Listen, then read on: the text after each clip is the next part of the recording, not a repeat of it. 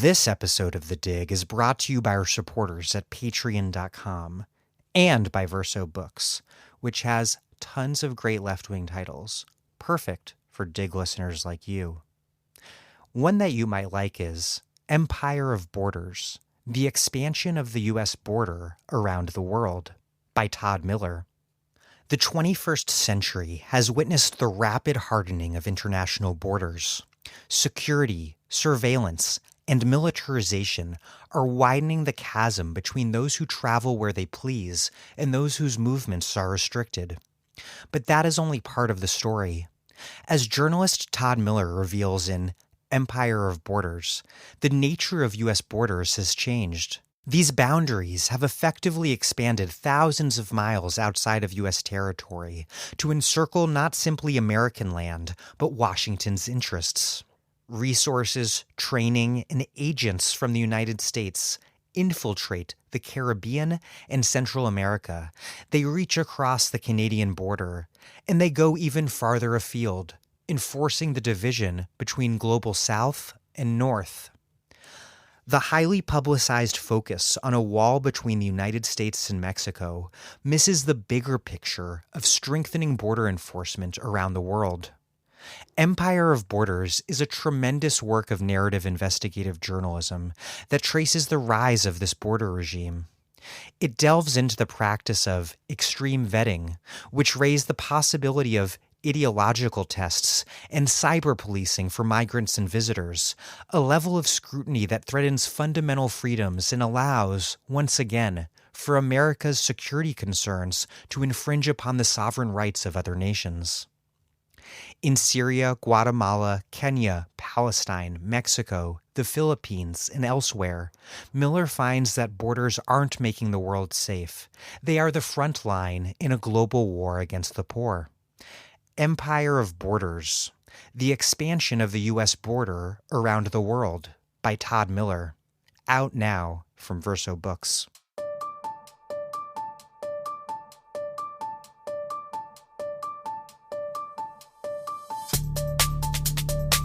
Welcome to The Dig, a podcast from Jacobin Magazine. My name is Daniel Denver, and I'm broadcasting from Providence, Rhode Island. Even those of us who most passionately believe that Kamala Harris is indeed a cop were blown away by her attack on Joe Biden over school busing, a meticulous skewering of the former vice president for his shameful track record of resisting school integration. Biden, however, is far from an anomaly, and the attacks on school integration that exploded in the 1970s were not limited to racist, urban, working-class white ethnics. Indeed, the notion that racism is just the bad, poor white people with hatred in their hearts and ignorance in their minds is a self-serving one for affluent, liberal suburbanites whose entire way of life is premised on massive segregation and the semi-privatization of public services. My guest today is Lily Geismer, the author of Don't Blame Us, Suburban Liberals and the Transformation of the Democratic Party. It's an incredible work analyzing the rise of neoliberalism in Boston's Route 128 suburbs. While Boston whites erupted in racist reaction, suburban liberals maintained and benefited from the larger system of metropolitan residential and school segregation that made the crisis possible. Suburban liberals also played a key role in creating a new Democratic Party that embraced a superficial politics of recognition while advancing a technocratic, elite-driven, neoliberal agenda that included the demonization and persecution of poor black mothers on welfare and mass incarceration. Geismer writes, quote, "The narrative of the Massachusetts liberal has widely obscured that the real transformation of the Democratic Party and national politics has not been a geographic shift away from the Northeast toward the Sun Belt, but rather a power shift away from urban ethnics and labor unions to suburban knowledge professionals and high-tech corporations." The Massachusetts liberal slur is, in other words, an enduring and powerful mystification that renders a bipartisan class war invisible. Soon, I'll be interviewing historian Matthew Lasseter, author of The Silent Majority, Suburban Politics in the Sunbelt South, to tell the conservative side of this post-war suburban history. Together, they explain a political realignment that was driven by elite economic interests in both major parties.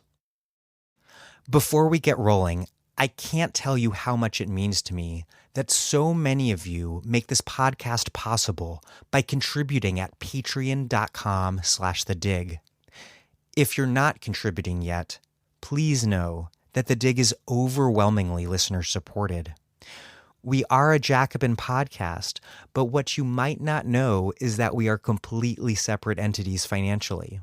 And so we need your support to not only continue paying me, but also my producer and our communications coordinator, and for web hosting, and for paying producers to stand next to my guests and record them on the other end of the phone line, whether they're in Hong Kong or California, and most recently for transcribing new episodes in the archives so that everyone can access the show.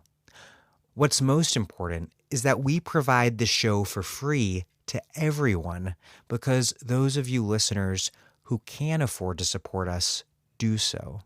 We also, however, offer tokens of gratitude.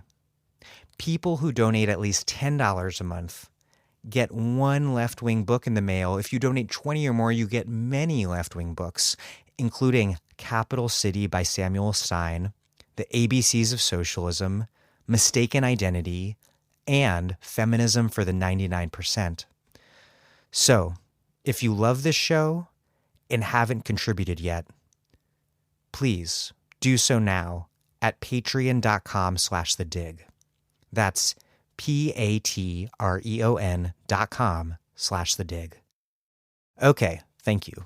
Here's Lily Geismer, a professor of history at Claremont McKenna College, whose research and teaching focus on U.S. 20th century urban and political history, especially liberalism. She is the author of Don't Blame Us, Suburban Liberals and the Transformation of the Democratic Party, and is currently working on a book entitled Doing Good: How Market-Based Thinking Took Over the Democratic Party.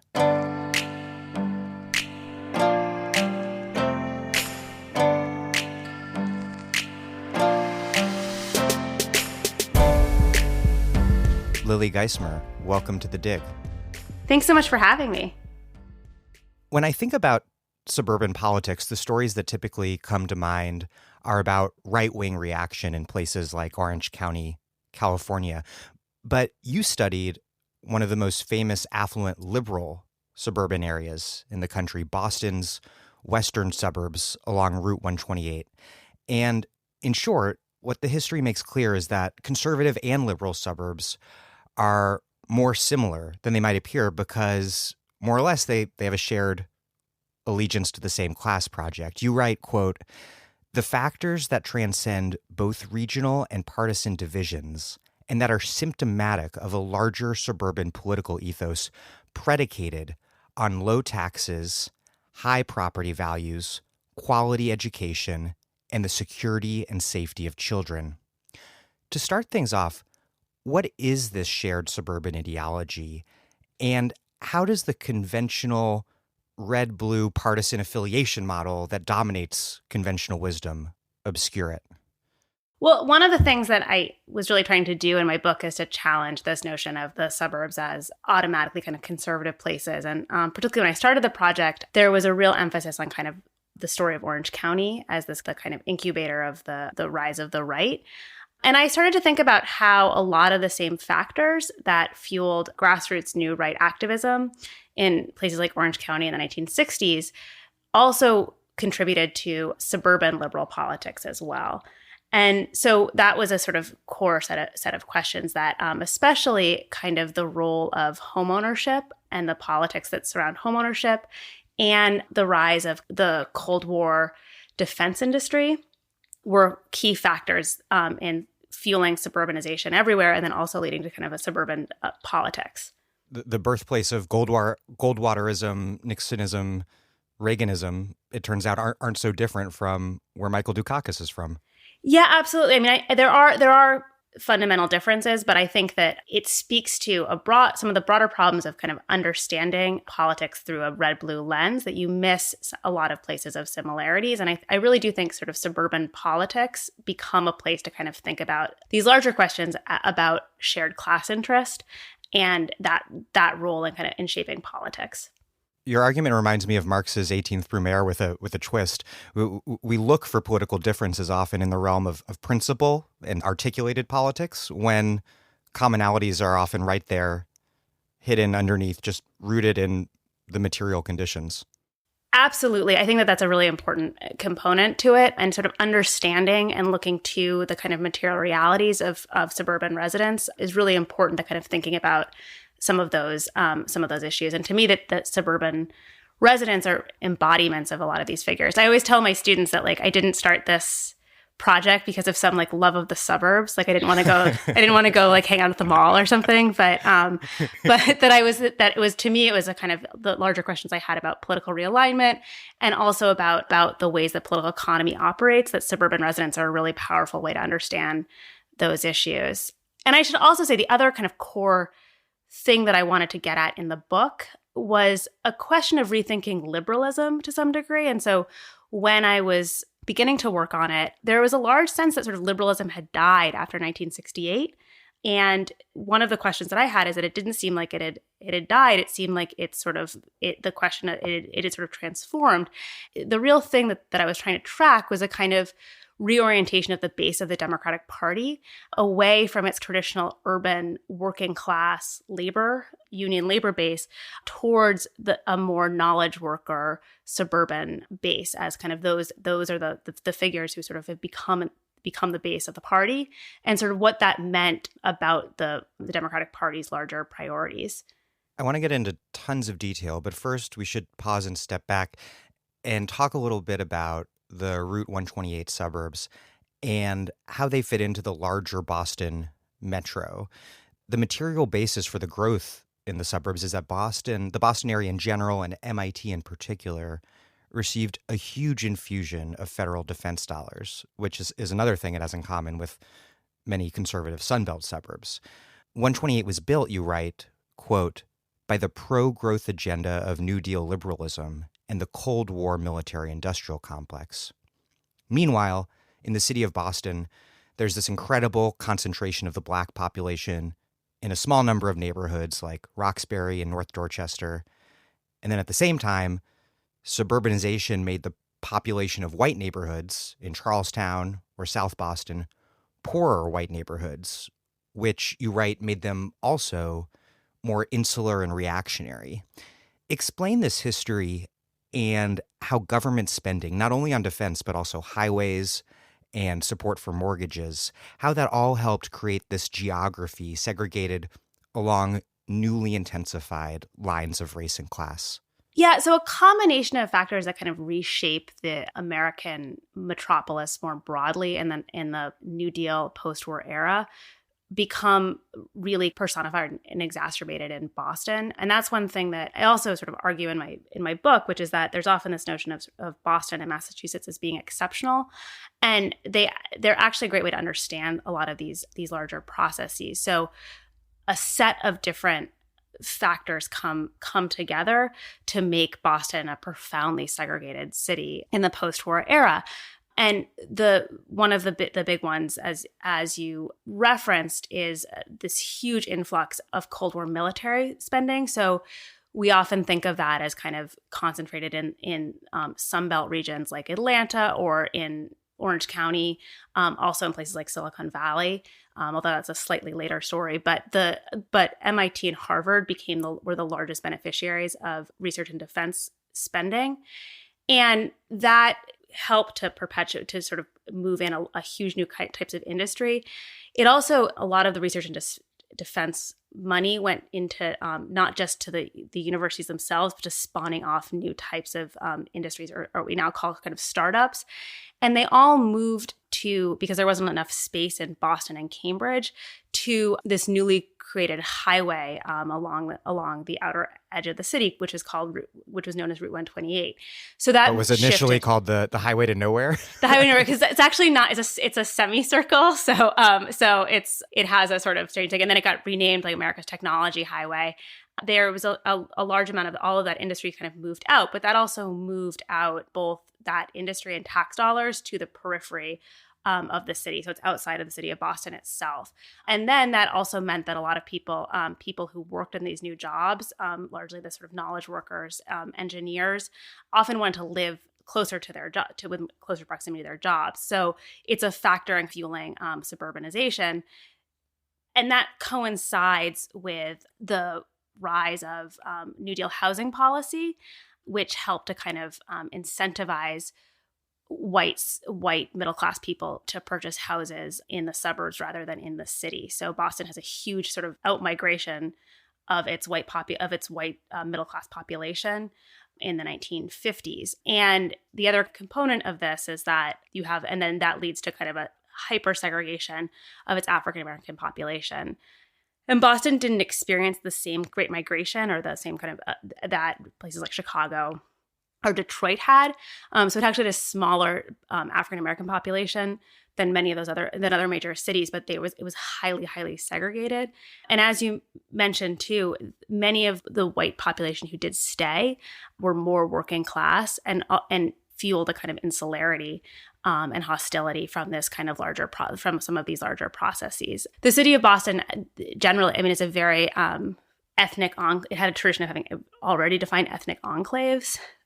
So these like sort of very bounded neighborhoods, and that also sort of fueled some of that kind of sense of sort of intra-segregation within the city. In terms of the suburbs, this economic transformation that took place was often credited to so-called Yankee ingenuity, which again is not so different from the general sense that affluent suburbanites everywhere have, that their status in life is the sole product of their own talent and hard work. And this, you write, had ideological roots in the New Deal and even in the progressive era, this technocratic vision that prioritized the role of brilliant, highly trained solvers of problems.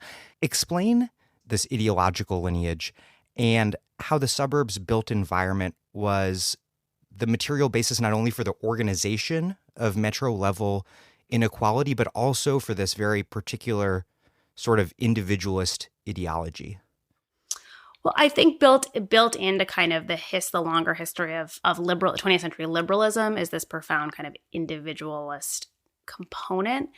And I think that works in a couple of different ways. I think that one aspect of that is this highly sort of technocratic, and then that leads into kind of a meritocratic view that knowledge is this path to success, and that sort of the best and the brightest rise up, and that sort of explains your higher kind of social status. I also think I shouldn't say think.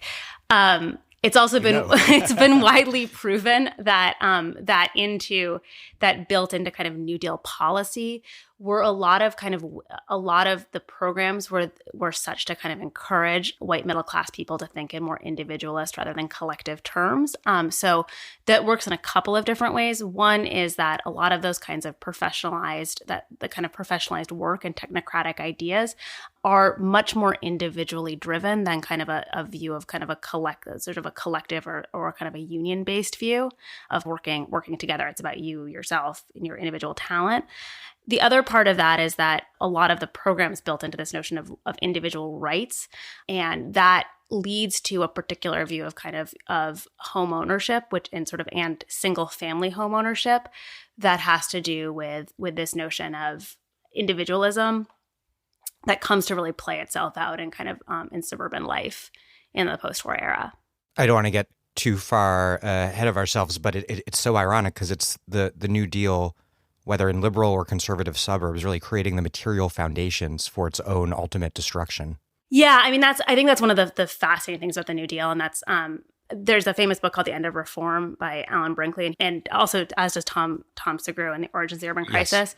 But that New Deal liberalism really sowed the seeds to its own demise. And I think that's one of the fascinating things I think about we often look back to the New Deal with nostalgia. And I think it's really important to understand I never want to sort of make this point enough, but its role in kind of fueling many, many different forms of structural inequality that the United States is very much still living with today. One point you make along these lines is that it wasn't just the literal physical remove of the suburbs, but really perhaps even more so the remove of government.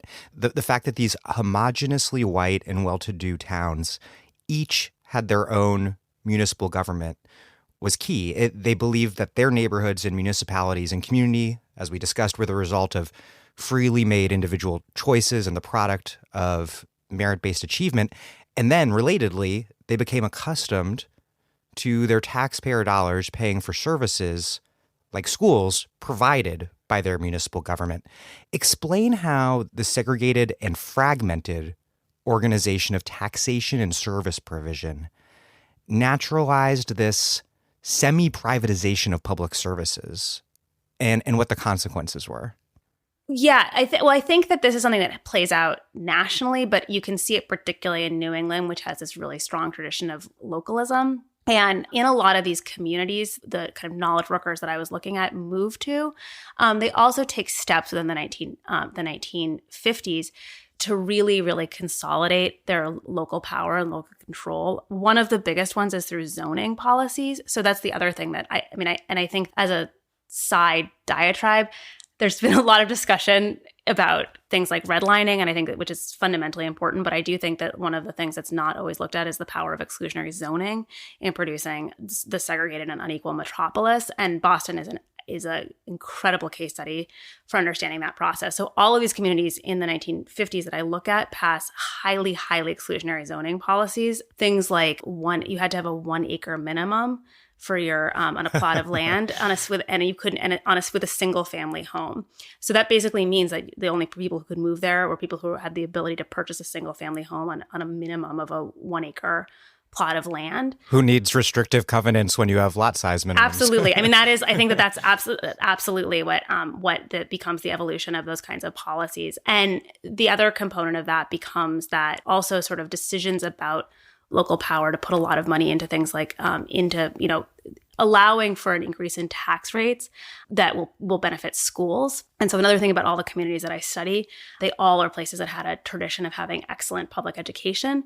So you have residents who are willing to pay more in property, both in their property tax rates for higher education, but that becomes really exclusive. So that becomes about something about your community and something you're paying for by virtue of living there. That I think sort of helps to kind of maintain this particular kind of exclusive attitude. I want to talk about how suburban liberals made sense of this segregated order that they benefited from and maintained. Because if the system was meritocratic, then it couldn't really be systematically racist. But these were anti-racist liberals, and so they had to have some account, however self-serving, of the root causes of Black people's plight.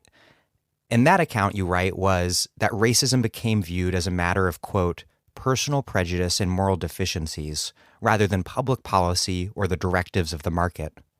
The solutions, then, were about ensuring that individuals and their families had equal opportunity. Explain this vision, how it took shape, and what it obscured. Well, I think that a key component of if you believe in a meritocratic worldview is a belief in opportunity, and that everyone should be able to have the same kinds of opportunities. And that's something that you see very much playing out amongst the kind of suburban liberals I study. I think you can also see it in the kind of ethos of Silicon Valley today.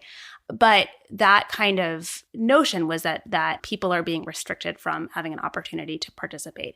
So thinking about in those terms is also that there need to be laws passed that allow for everyone to have the same kinds of rights. So the suburban liberal activists I look at were at the forefront. I mean, the communities I look at were at the forefront of a really active fair housing movement, that everyone should have the right to live in the suburbs.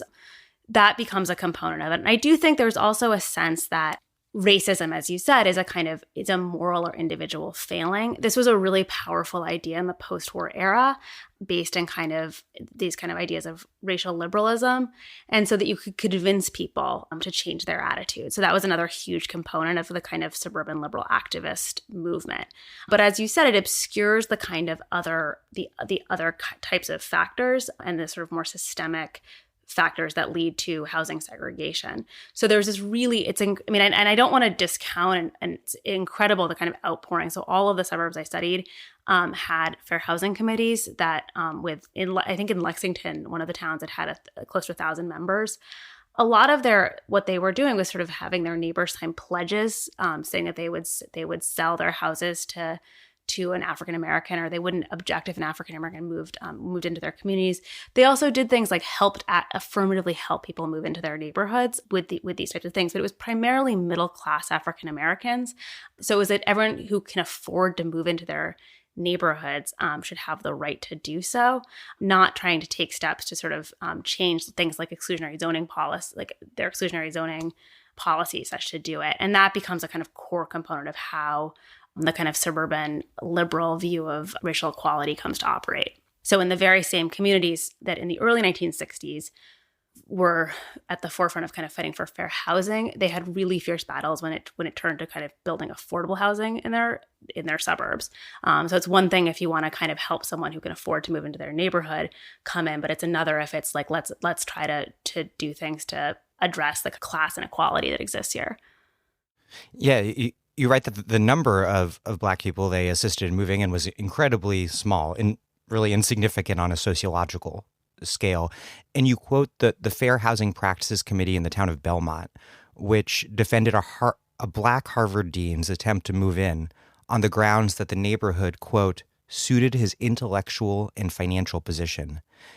In Lexington, the Civil Rights Committee circulated a flyer that described their goal as to, quote, make it possible for every one of Lexington's neighbors to view a prospective neighbor not as a Negro, but as a doctor, engineer, or businessman.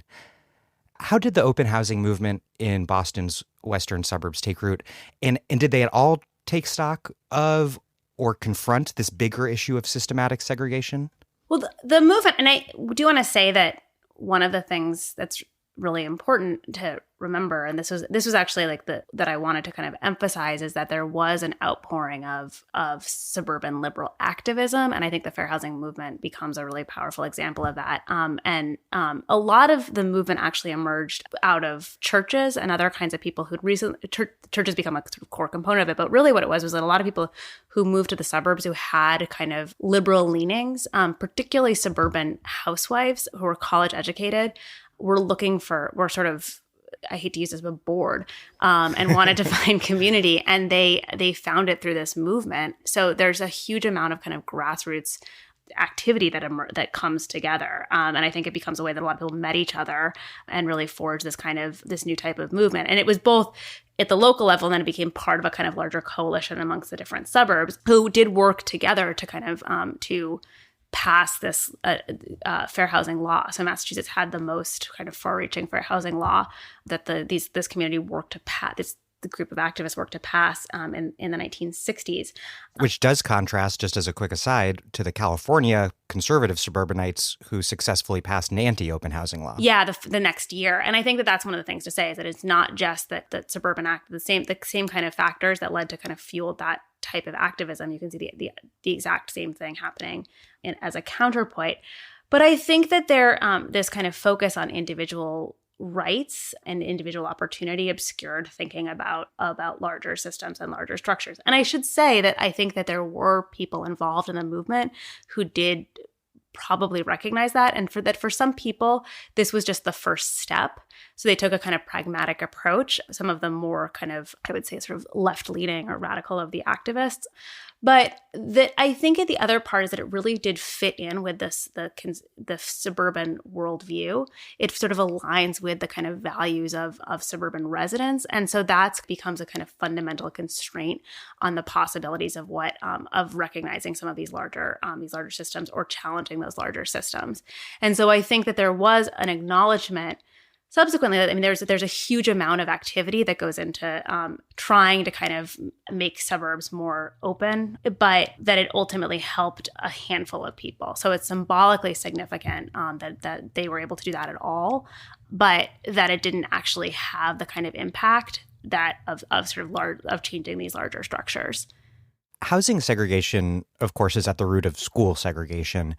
And Boston, of course, was the site of an intensely violent busing conflict. And busing has been in the news a lot recently thanks to Kamala Harris eviscerating Joe Biden. Before we get further, I want to talk a lot about busing, but before we get into details, lay out the basic storyline of the Boston busing crisis. The Boston School Committee's racist resistance, the federal court order, and how it all took shape and how it became the center of the national debate. Boston earns a reputation in the 1970s as the Little Rock of the North and the most racist city in America for its violent opposition to court-ordered desegregation. So this is in the 1970s, but it's a much longer story. So it doesn't just suddenly appear in the 1970s. African-American activists had been fighting against the really harsh segregation of schools in Boston, beginning in the 1950s. And one of the things that happened because of the kind of that processes of metropolitan change that had occurred in the 50s as the communities became more, as Boston itself became more segregated, there was also a deliberate segregation and inequality of the public schools. And so Boston has a long tradition of Irish politicians, many of whom had a kind of reputation of being quite racist, and many of them were on the Boston School Committee. So they took actually very deliberate steps to make the African-American schools much more underfunded, overcrowded. And activists were fighting this and led to staged two different stay-outs of the schools in the early 1960s. And so that is kind of continuing to goes on. The larger story of the kind of leading to the busing crisis, they finally, in the early 1970s, file a federal case against the African-American activists, file a federal case against the school committee. Then the case is called Morgan v. Hannigan. And the case, it's filed and argued in the early 1970s. It goes to a judge named Judge Garrity, who takes about 2 years to make his ruling. And he issues a ruling in the spring of 1974, or it's June of 1974. It's a 152-page ruling that I might be wrong on the number, but it's sort of like around 150 pages. So I'll just go with 152. Sounds good. But it's a really long ruling, basically, which is like much longer than other places, laying out how the Boston schools have been systemically segregated. One of the things that happens that I find this a sort of strange component of the way that federal court cases and busing cases or desegregation cases worked is the judge also had to come up with a remedy. So he'd spent a lot of time looking at the legal case, and he made a really, really airtight legal argument about how the schools were segregated. The remedy he came up with, actually, it came from the Massachusetts State Board of Education, but was a kind of very sort of harshly put together. So basically, they looked at a map and just basically took all white and all black areas and put them together. They were going to bus a two-way busing program between them. His ruling was in June, and the schools, were supposed to open in September, so it all had to happen really quickly.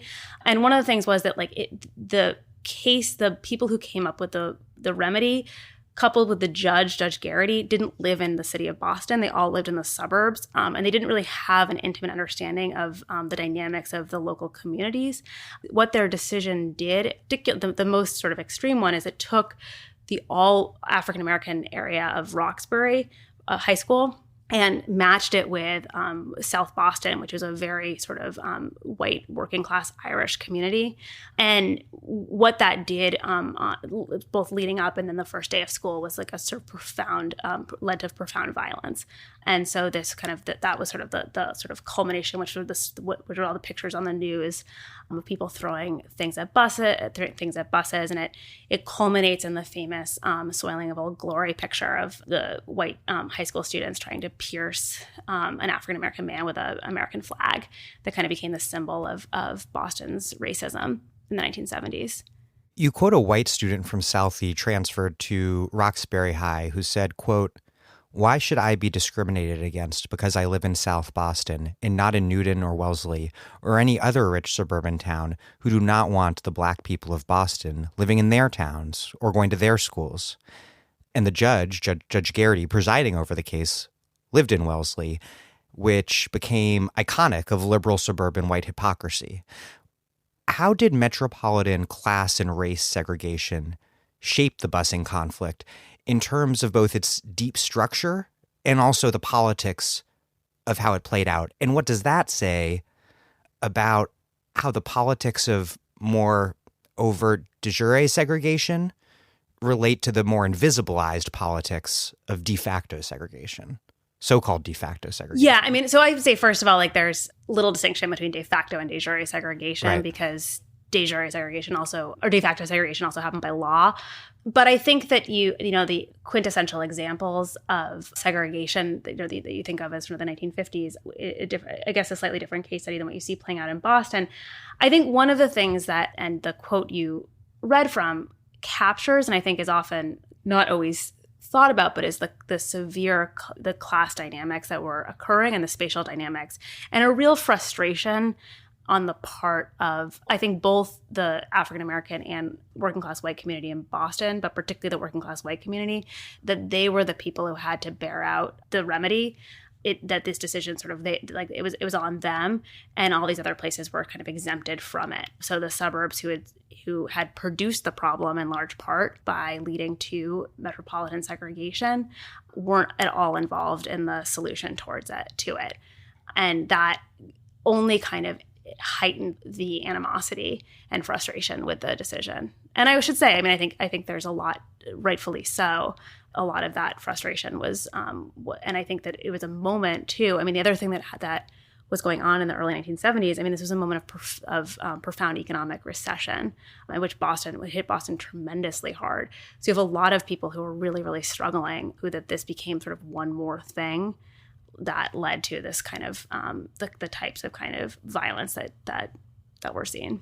Amidst the Boston busing crisis, the Supreme Court handed down one of its most reactionary decisions ever in Milliken v. Bradley, which struck down a metro-wide busing remedy that would have included Detroit suburbs.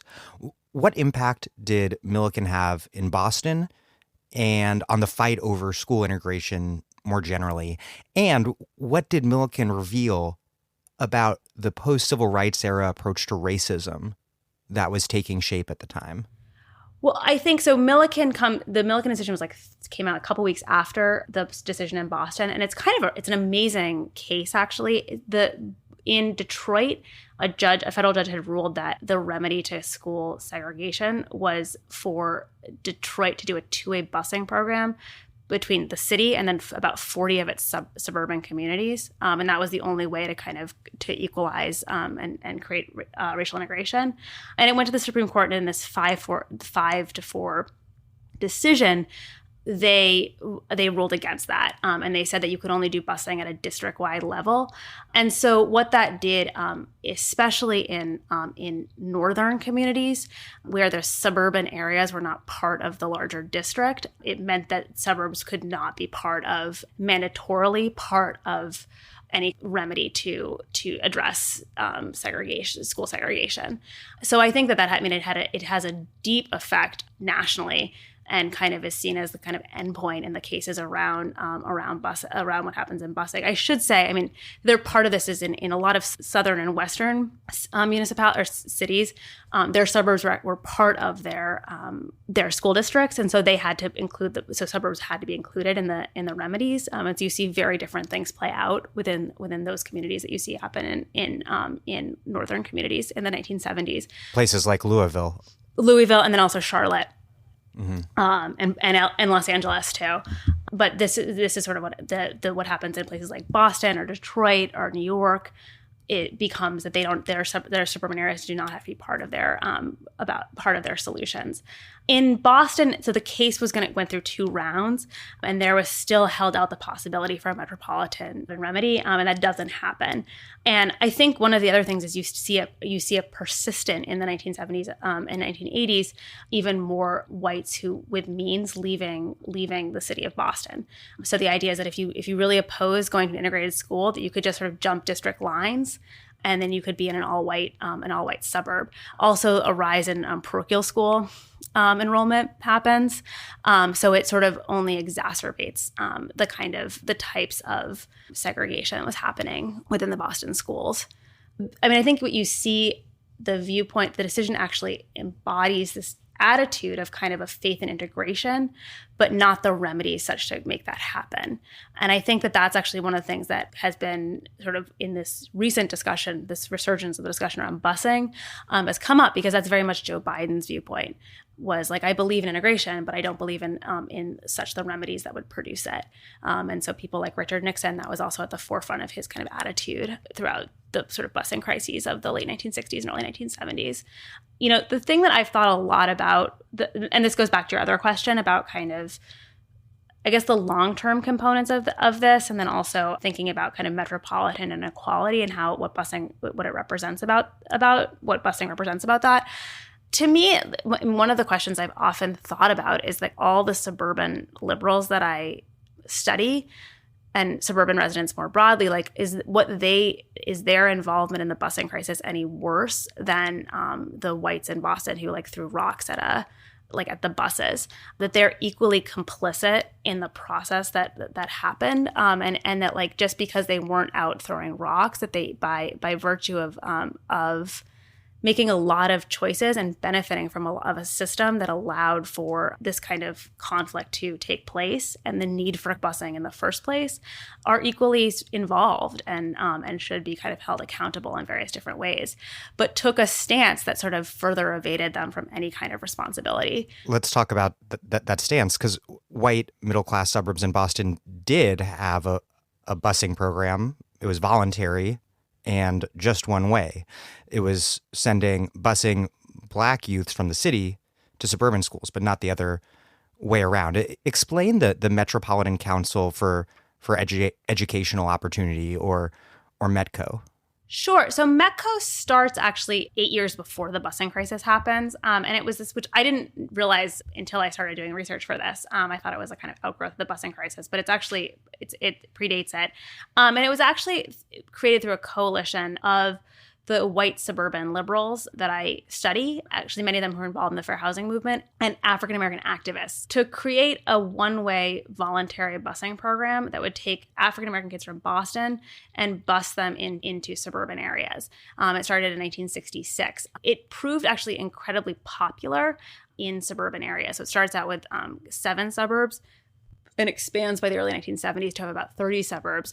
One of the things that the residents in the suburbs, it's sort of surprising given all the kind of what we know about busing, really liked about it was that it was voluntary. So they didn't have to be part of it if they didn't want to.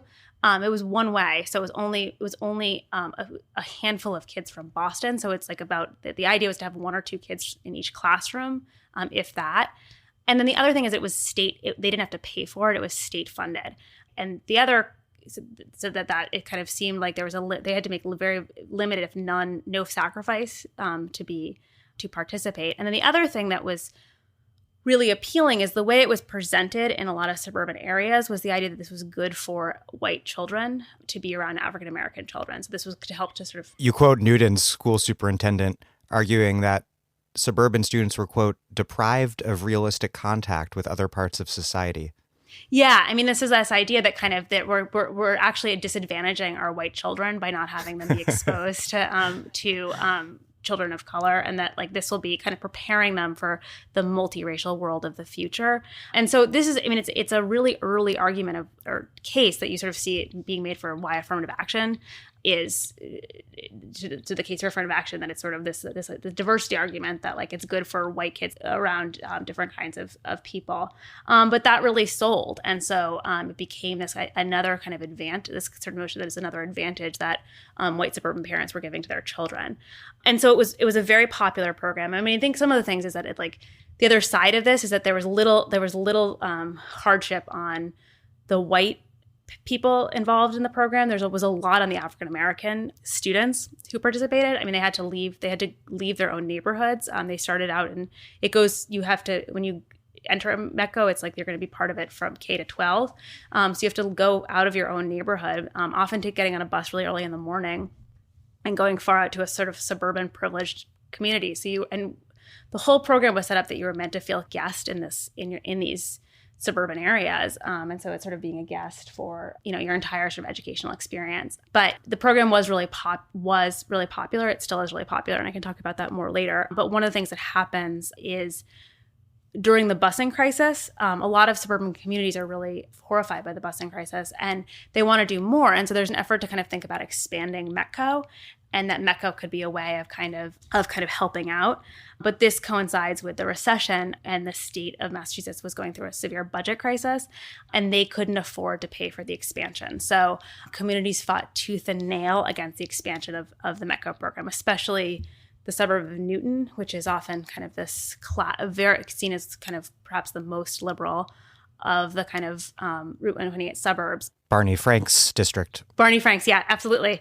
So one of the things that happens in Newton is that they are going to have to, it's going to be to bring in more students. Newton already had the biggest of the METCO programs with I think about 200 students, but that it was going to be a raise of the local tax rate of about $1, and people refused to do it.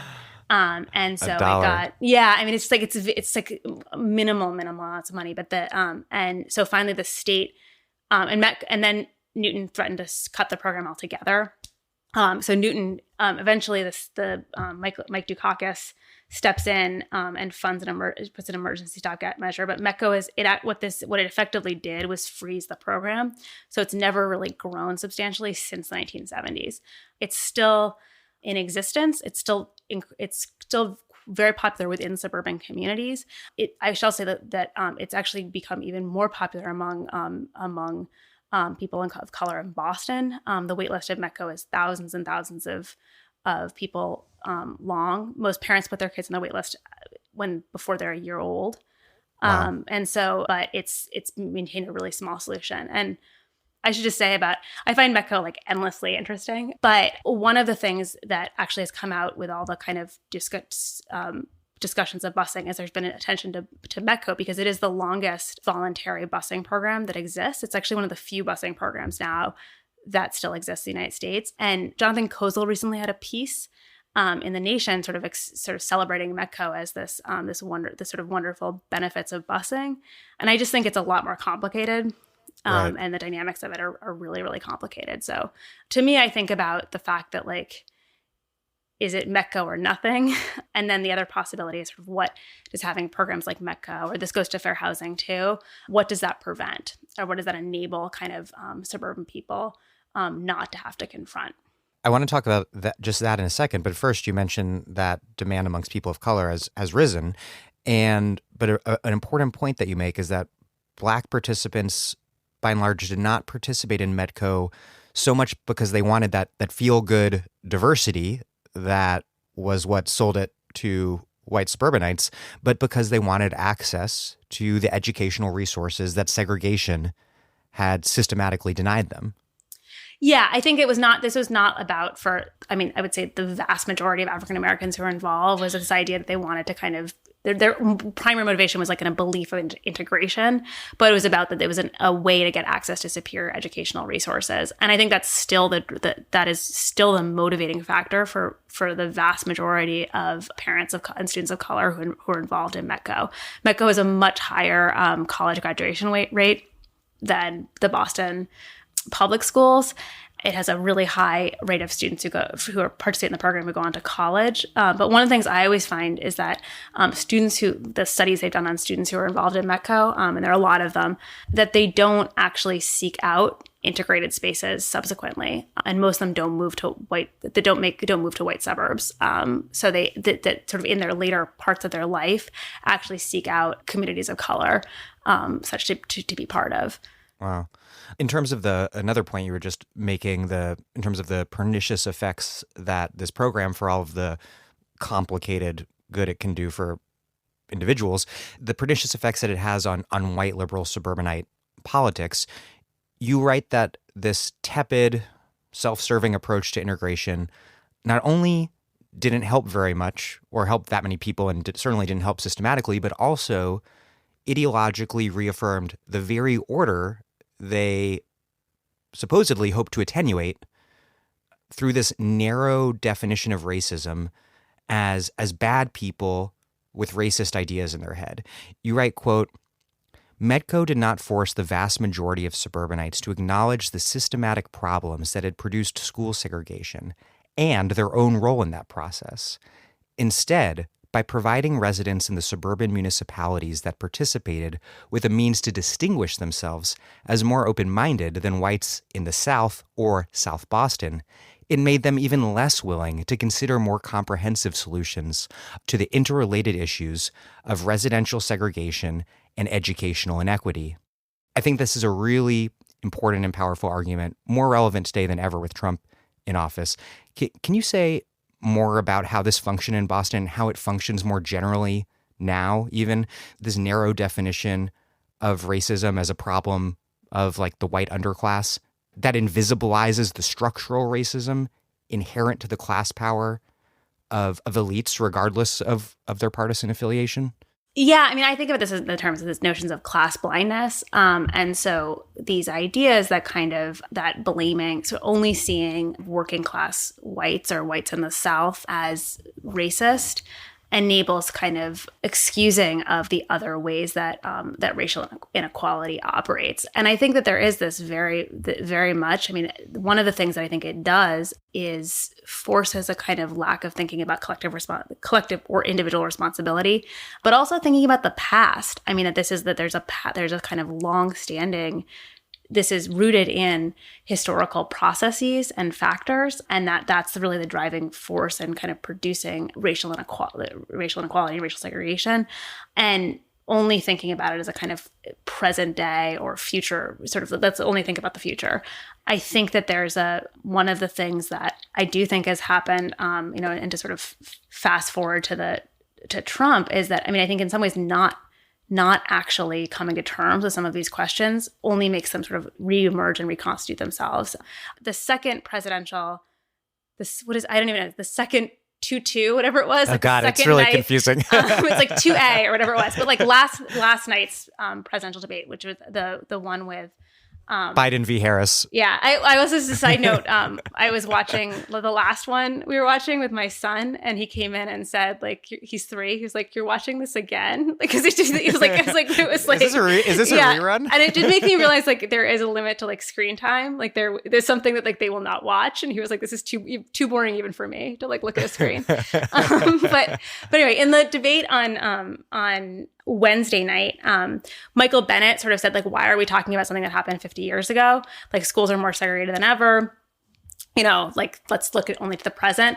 And I think that I totally understand that mindset. And like, I think that there's, or this idea that like, and I think it absolutely is important to think about that how persistent school segregation is. But I think one of the things that does is not actually think about what are the factors that have led to these persistent problems, and that those are deeply, deeply structural. And so the busing is a symbol of that happening. But I think the same thing that happens if you only sort of think about racism in terms of white working class people making particular kinds of comments, it actually obscures like all the other ways that many other people are involved in practices and patterns that produce racial inequality. And there's an emphasis on language rather than systems. Not that people should use racist language, by no means, but there's an emphasis on that to the exclusion of deeply systemic violence. and exclusion. Yes, and I think when you take a broader view of what violence is, that like violence is also about kind of types of exclusion from particular places, access to kind of different kinds of education, different kinds of like actual sort of theft of property, theft of other kinds of things. I mean, that's all part of it, and I do think that there's been one of the things that in our contemporary moment of kind of only focusing on these kind of racist comments that come out constantly, that there's not always like looking to those types of things. And I think that that's not by everyone, but I do think that that's been a big question, particularly among many people who've deeply privileged or who are privileged by this system. So there's not a kind of coming to terms with some of those larger things. And that's been just played out again and again.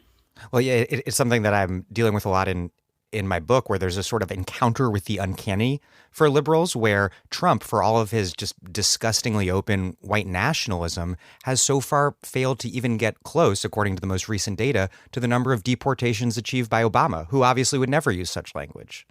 Yeah, I think it's amazing. I mean, I also wonder if some of that's also from incompetence. Yes, it is. but I think that there's a but it goes to, I mean, that's and how much focus has been on those two, on the language and not on the structures, is a really important thing, and sort of plays out time and time again. And I think it is really important of who that lets off the hook to some degree, is always the question. I guess I'm like deeply invested in and constantly trying to look at this narrowly attitudinal and linguistic conception of racism, you write, has deep roots in liberalism, embodied by Gunnar Myrdal's classic book, An American Dilemma.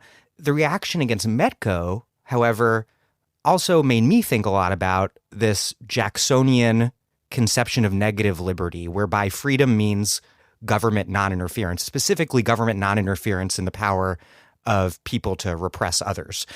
And along these lines, you quote a mother from the town of Dedham, quote, "If you start losing one of your freedoms, that's the beginning of the end."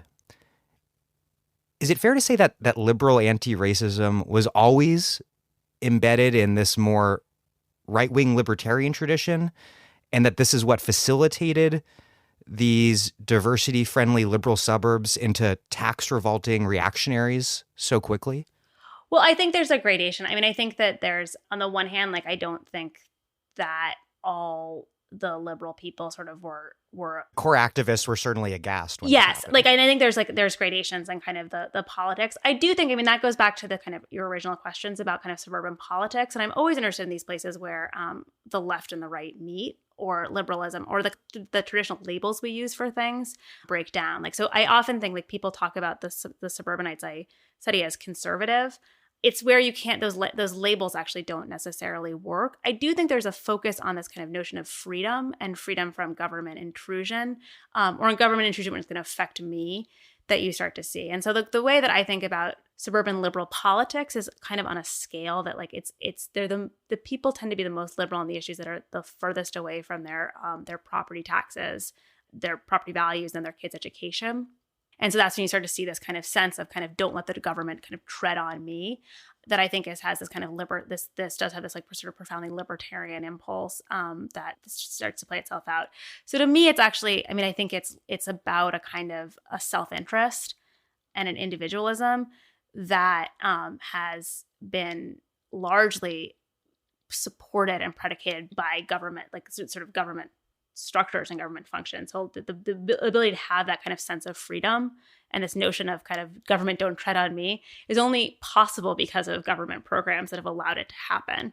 So there's a really fascinating kind of contradiction that occurs, and you can see that playing out. I think that that's true in a lot of the liberal places I study. It's what right. From what I know of, I've spent a lot of time studying conservative politics too, and I think you absolutely see it playing itself in a range of different kind of conservative politics as well.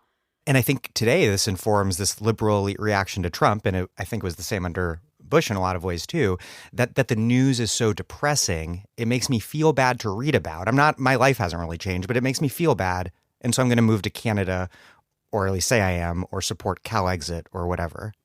Yeah, I mean, that you can there's some kind of way that you have the freedom or privilege to kind of remove yourself from the system. It does have this sort of sense of a privileged perspective that play out in all kinds of ways, or that there's some kind of capacity to kind of remove yourself from governance, which is sort of interesting. And to see politics as like one team versus the other, my team's out, it makes me feel bad, rather than... Yeah, I mean, and that's actually, I mean, so the title of my book is Don't Blame Us, which comes from this bumper sticker of Don't Blame Me, I'm from Massachusetts, which came out after McGovern. Massachusetts is the only state to vote for George McGovern after the in the 1972 election. And it was this idea of like, look at us, we're so exceptional. And therefore, like, I stand against the rest of the country, which I think does drive this kind of cultural politics. And, these bumper stickers have reemerged. Now there's Don't Blame Me, I'm from California has been coming out after 2016. So I actually was just joking. I was like, I should just write that as my next book project. Like, just rinse and repeat. Yeah. And one of my friends actually always jokes that I'm going to do like blame studies as my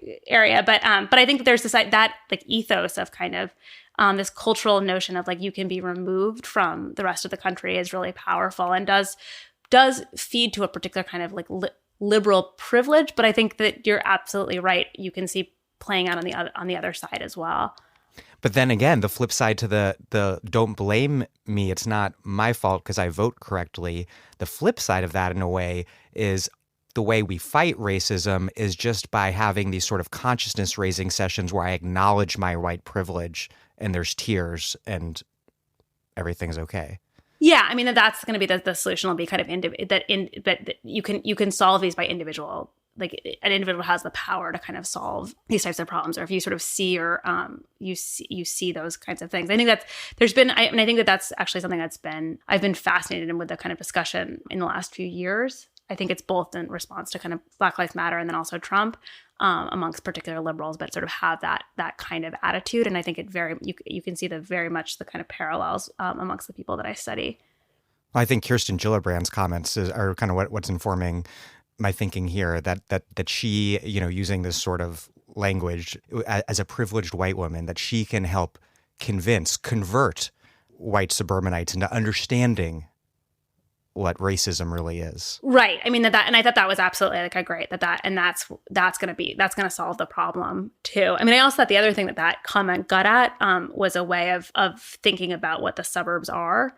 As like this very much frozen in time, so not thinking about things like suburban diversity and how there are many more poor people who live in suburbs today than in central cities. So it like sort of played up this kind of particular kind of cultural notion of suburbia that is built into that as well. So absolutely. Relatedly, your book helped me think through what to me has become a very muddled debate about racism and economics and the economy since Trump's election. The debate has revolved around the question of whether economic anxiety motivated working class whites to vote for a racist, when in fact, to me, your work, along with Theda Skocpol's work on the Tea Party and Mike Davis's work on California tax revolts and so much else, what it shows is that we need a much more complex way to think about the way that economics and economic crisis shape racist politics, not just in terms of the so-called white working class, but also in terms of middle-class reaction. What's your take on the current debate, and what's a better analysis? Well, I think there's always this sense. I think you can never fundamentally separate race and economics. They're always just so fundamentally intertwined. But I think that one of the things that ends up happening is, particularly in moments of crises, that it sort of comes into this internal sort of focus on yourself. And so in my book project, the kind of moments where you see the kind of limitations of liberalism, of suburban liberalism really playing itself out are in the 1970s during the economic recession and crisis. And I think that there's absolute sort of parallels to that happening today. I mean, even though the stock market is, I guess, as good as it's ever been or whatever it is, I mean, it's just like booming, that there is this real sort of sense of economic anxiety. And I think that in those kinds of moments, we start to see sort of different types of racial constellations play out. And it's not just the Tea Party. It's this sense of kind of holding on to your, what is you're individually entitled to as an upper middle class suburbanite. And especially like this, I think the notions of I've worked hard for the particular things I have, and it's really hard to hold on to them. And so I need to sort of fight further and ever for myself. And I actually think the place that becomes the most dominant is around schools and kids' education amongst kind of a particular type of suburban or knowledge, sort of knowledge worker, upper middle class kind of person. You can see those kinds of attitudes play out. So there's like heavily racialized attitudes around those kinds of questions of schools that I do think is rooted in this kind of sense, a deeper sense of, in many ways, more an economic anxiety of kind of wanting the best for your child, but that gets played out in heavily racialized ways. I want to talk about children and families. I'd meant to talk about this more earlier when we were talking about open housing, because you write that open housing activists emphasized that the Black people they wanted to move in were Black professionals with a deep commitment to domesticity and the family. And you write that they tried to reassure people that, quote, the Fair Housing Committees did not aim to recruit dangerous and deviant single Black bachelors or welfare mothers with a large number of children into the suburbs, and instead sought safe and stable middle-class families. What role did the family play in liberal suburban political ideology, and how did that in turn shape its race, class, and gender politics? Well, I think this is another place that you sort of going back to the kind of built into the New Deal state is this sort of profoundly gendered and family-oriented ideology of particular kinds of sort of focusing on families as, and I think from an economic perspective has to do with the kind of the families as more stable. So that's sort of playing out at the sort of national, in terms of national political economy, but I think you can very much see that sort of disseminated at the local level too, of this notion of sort of families are heteronormative, families are safer in some capacity. And I think especially thinking about, so those examples that you use when you're sort of concerned about for a lot of suburban residents. I mean, so one of the things we didn't talk about, we talked about for housing is a lot of the concern about having African Americans move in was this fear of property values going down.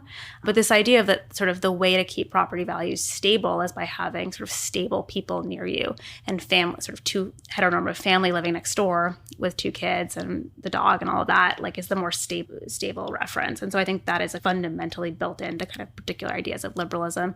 I should say, I mean, I think a lot of this has to do with the kind of spatial dimensions of the suburbs, and the suburbs themselves were built for families, that you have a single family home. I mean, it's really hard to live. It's still really hard to live in the suburbs if you're as a single person or in any kind of non-normative constellation.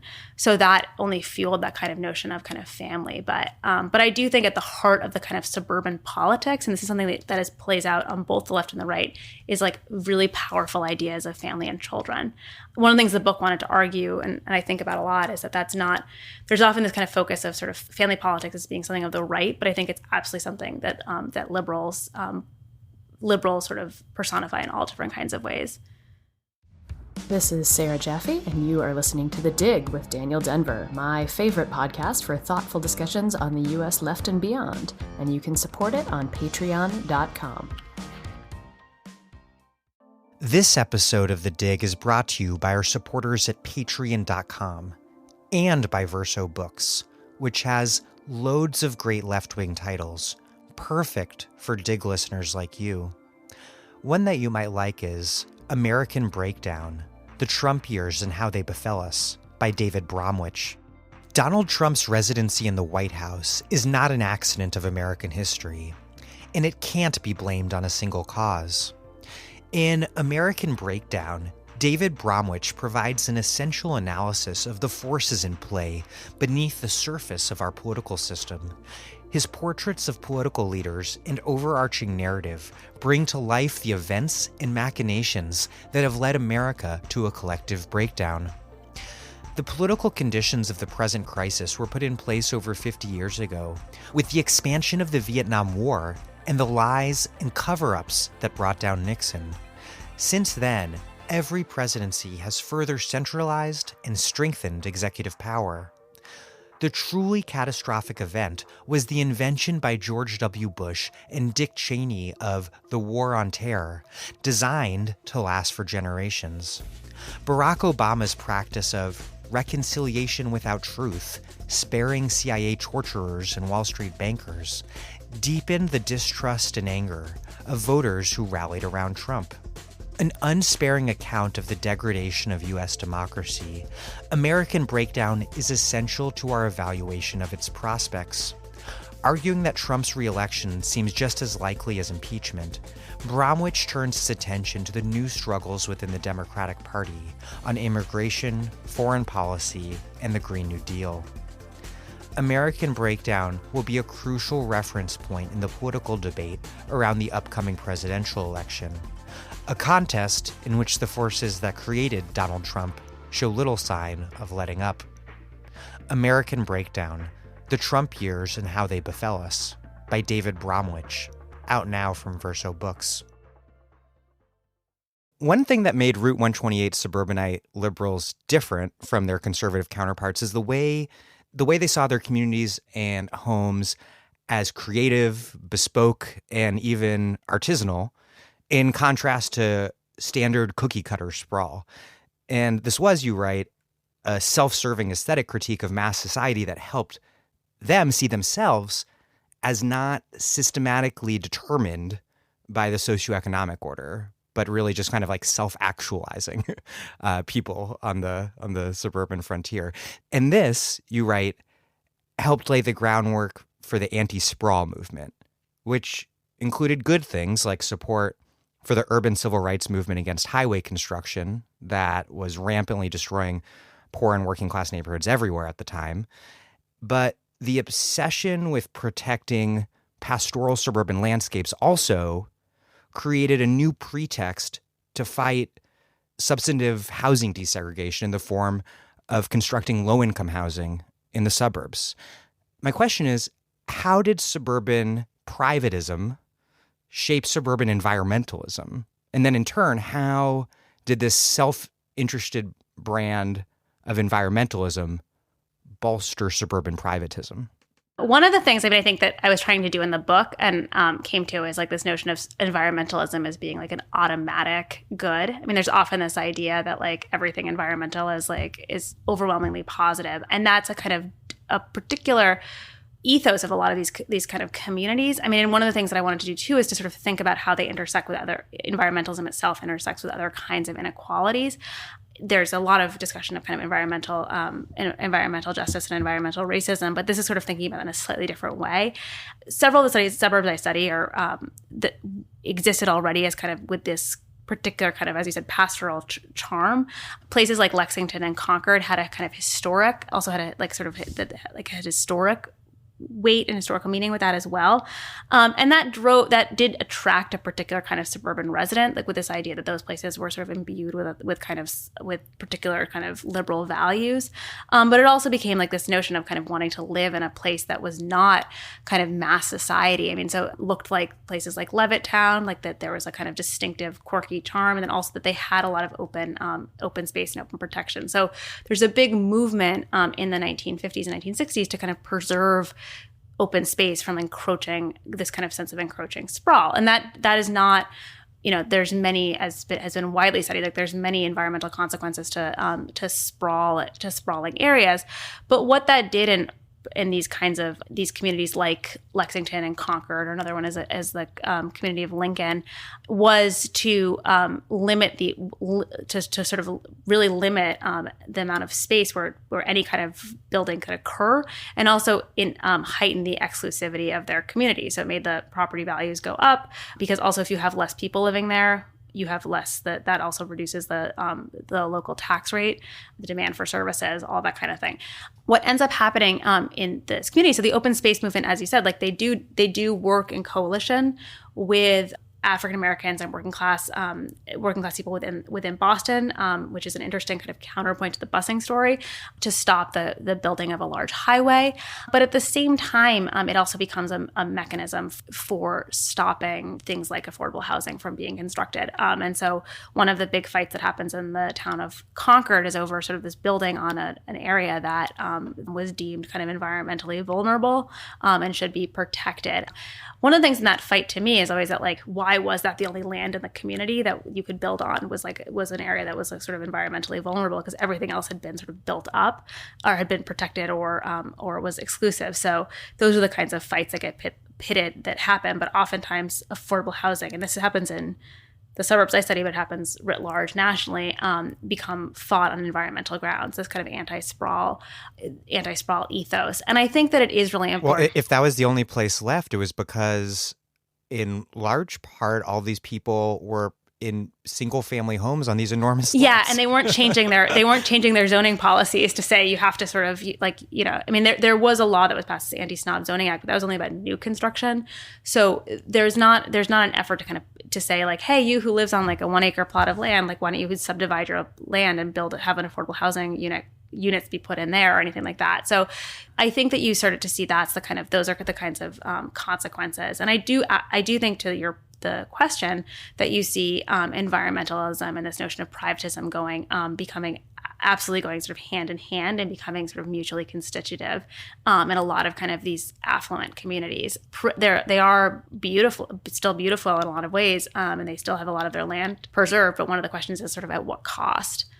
In terms of the cost, perhaps the most breathtaking example of suburban environmentalism, and I would even maybe not can think of it as environmentalism, because I think environmentalism should necessarily be universal and about the totality of ecosystems, looking at things like global warming, maybe more conservationism. Right. Yeah, I think it is. So it is it's more of a conservationist ethos, and I think that's where it comes from too. The most mind-blowing example in your book of this sort of conservationism as a pretext for racist class war politics was a successful fight against the extension of the MBTA's Red Line subway into the western suburbs. Instead, it got made into a bike path, today known as the Minuteman Bikeway. How was it that a project that would have been both environmentally beneficial and socially just got supplanted by a project for elite recreation? Well, it was this idea that it was going to be bad. I mean, I think people really fought this notion. So they win a fight against building a superhighway, and that gets rerouted. And the idea they're going to build mass transit and actually connect an existing subway line to out to actually the Route 128 area, which would have provided a lot of people access to jobs. I mean, access to transportation to their jobs. A lot of it became that this was going to bring people from the city out into our suburban areas. That's one of the reasons they fought it. That was the more overtly kind of racialized component of it. But it also became... Yeah, the word jungle was invoked. Yeah, there was some discussion of jungle.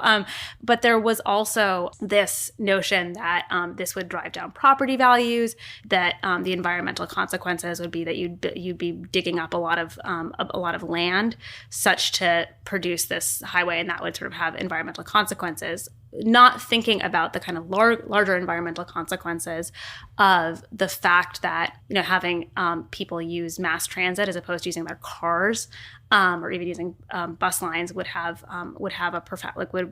be much better for the environment. But all of those kind of come to preventing this kind of extension of the Red Line.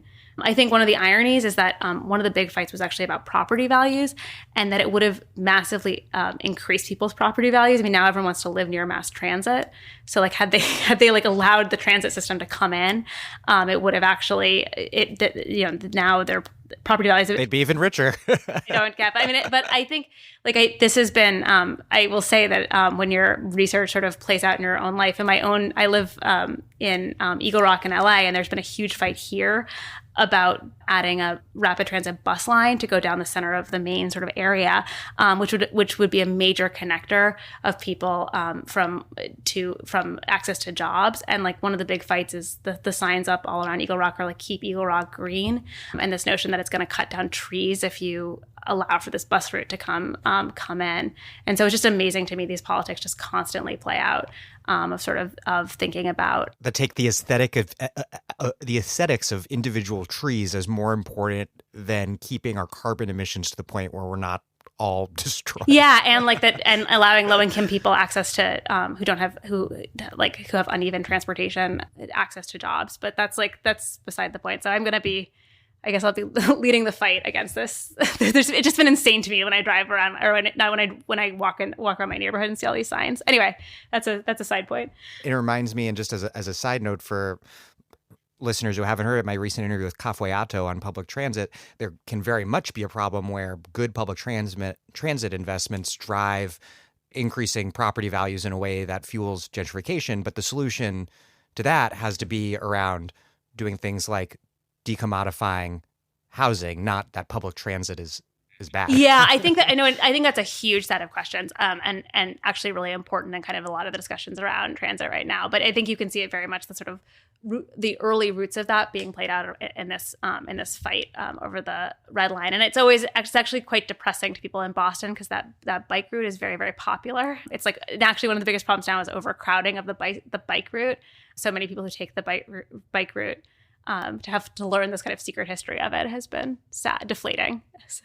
It seems like a central irony here is that in place of universalist environmentalism, they embrace this conservationism, which is all about wanting a quality of life haven to protect them from the very forces of industrial capitalism that created their wealth. They didn't want environmental justice or really even to protect nature as such. They wanted nature as a private luxury, which is then in turn part of this whole gendered domestic sphere. As a kind of that it operates as a private space. Yeah, and I think it's also not thinking about, that's where it's not conservationist, and it's not thinking about the collective good. It's only about sort of an individual, like the sort of early 20th century conservation ideology is like this larger kind of public, the larger public good and need for spaces. And this is about like my particular kind of private space that does sort of reconstitute some sort of public-private sphere. And also, another side of that is that many of these are people who are working in jobs that are like profoundly environmentally destructive, even if they're removed from that in various different ways. But that's not always coming to the forefront as either. Yeah. And my point on the gendered domestic sphere is that this is all part and parcel of this broader divide under capitalism between the messy place where production happens and the kind of haven that's protected, the feminized haven that's protected from it, which is in not only in the home, but then with the suburban separation of home and work, the entire suburban community. Yeah. And I think the other part of it is this, and that this notion that you can kind of use certain kinds of, and this goes to, I guess, also to, mostly to the question of the powers of zoning and the power of sort of localism or privatism to wall off various different things. And that what you see is that environmental consequences to me are one of those ones that, the classic that those pervade. They don't abide by zoning law. So so like you're still feeling very much the consequences of them. And so I think that's the kind of separation can never fully exist.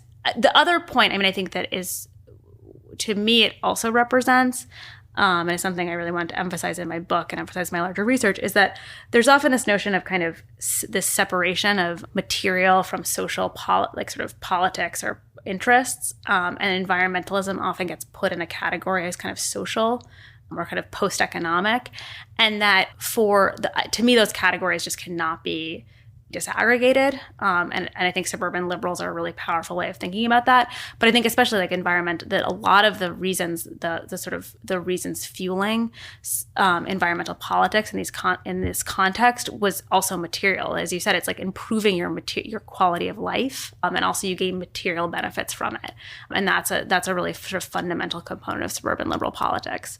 Yeah, because there's this notion that neoliberal Democrats are socially progressive but economically conservative, which for me is just one of the most wrong-headed pieces of conventional wisdom out there, because it's not that they abandoned economic justice for so-called social issues, because things like segregation, welfare reform, mass incarceration are incredibly simultaneously socially and economically reactionary. Yeah, well, and they also, to them too, they're deeply embedded. And this is actually the subject of my my next book project, is looking at the democratic neoliberalism in its particular forms, and it's looking at it through the concept of the idea of doing well by doing good, and this notion that you can actually combine those two things, so that you use economic factors to get at social outcomes. And so I think that they themselves see them as deeply intertwined. And so trying to kind of identify these sort of false categories is it's both futile, but it's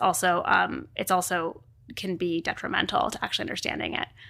One more question on conservation before we move on.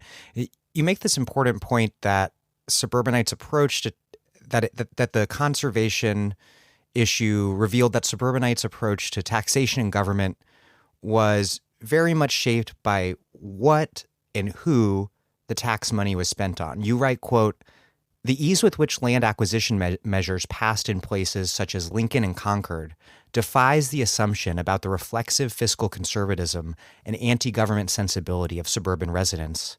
Rather, the support for open space purchases illustrates that the majority of citizens in the Route 128 suburbs, both Democrats and Republicans, and their counterparts in places like Westchester County and Marin County, did support local, state, and federal expenditures, and even small increases in their tax rates, especially when it would increase their own property values, municipal services, and overall quality of life. And I think that illuminates an important point about how politics in general works. The Tea Party, for example, is often described as anti-tax and anti-big government. In fact, and going back to Theta Scotchball, research makes it clear that it's not about big or small government or high or low taxes so much as to what end and for whom the taxing and spending is happening. That the Tea Party is laser focused on government spending that they see as benefiting undeserving people, immigrants, Black people, young people. Were the 128 suburbanites there so different? I mean, I think that it's a really interesting question, and I think a really important one for sort of understanding or thinking about these particular kinds of political ideologies more broadly. But I think it gets at this sort of profound sense of self-interest and the role of self-interest in driving particular kinds of politics. And so I think that you can see that in focusing on opposing particular interventions by government, but absolutely supporting other ones, and that plays itself out both, I think, amongst these sort of suburban liberal or moderate residents, then also amongst kind of more conservatives, both in the 1960s, 1970s, and then also in the more contemporary example of the Tea Party. But I do think it has to do with a kind of the role of larger material self-interest driving a lot of that kind of worldview. I want to shift gears and discuss some other aspects of suburban liberal politics and how it all came together to help propel the neoliberal transformation of the Democratic Party, starting with the anti-war movement, which you write was really big in the 128 suburbs, which might be surprising at first blush given the defense industry's central role in creating those suburbs' wealth. And remarkably, the idea for the massive October 1969 Vietnam moratorium, one of the most important demonstrations in U.S. history, came from a Newton envelope manufacturing executive. But you write that the very idea of characterizing the action as a moratorium instead of a strike reflected the movement's, or at least the sector of the movement's, elite leadership, which ultimately marginalized Black and working class people whose children, I imagine, were dying at much higher rates. What motivated suburban anti-war activism? How was that activism shaped by suburban ideology? And how did their role in the movement ultimately limit its reach? Yeah, I mean, so this is the place where you can kind of see the biggest success of suburban liberal activists is around anti-war politics, and I think especially sort of playing itself out both in terms of the moratorium and then also later the movement, it becomes channeled into political action, and so helping to fuel the candidacies of several sort of key politicians. But I think that, I mean, the roots of it, I think, actually get at this question of kind of the differences between the kind of more activist dimensions of suburban liberal politics, so the committed activists versus like there's sort of some more suburban counterparts. And there was a long tradition within these suburban areas of pacifism, and so a broader kind of pacifist movement that then sort of constitutes around opposition to the Vietnam War. I think that, I mean, it is like amazing that you have at the sort of heart of the military-industrial complex. Yeah, is like a lot of people. So people had like their anti-war bumper stickers like on their cars at Raytheon, but I think it was this kind of, that goes to this kind of notion of professional expertise and technocratic ideology of believing in the work that they were doing and thinking it was not going to good ends. So like morally being opposed to the Vietnam War. So it wasn't just sort of in there, and a lot of, at least this is what I understand from what I read and came to from a lot of the engineers was that they weren't just committed to kind of building up military or other kinds of technological capabilities, like for the sake of using it. They wanted to be used for good ends, and they didn't think the Vietnam War was that. And so that sort of fueled this kind of opposition fuel this broader kind of opposition within, particularly kind of the kind of engineer side of the Vietnam War, who actually became quite active. Many of them became really active in the movement. They then sort of contribute to this idea of having the Vietnam moratorium, and it was the original idea of having this big sort of protest was started by these suburban activists in Massachusetts, and then they worked in coalition with student activists and also with the members of the labor movement. And initially the idea was to do a strike. That would be a one-day national strike against the Vietnam War to send a message to Nixon. And then there was this idea among suburban liberals that would be too militant and that would turn off a lot of their kind of more moderate fellow residents. And so they decided to do this moratorium again. And the idea of the moratorium was you could kind of do it in the ways you wanted. Like you could protest the war as you wanted.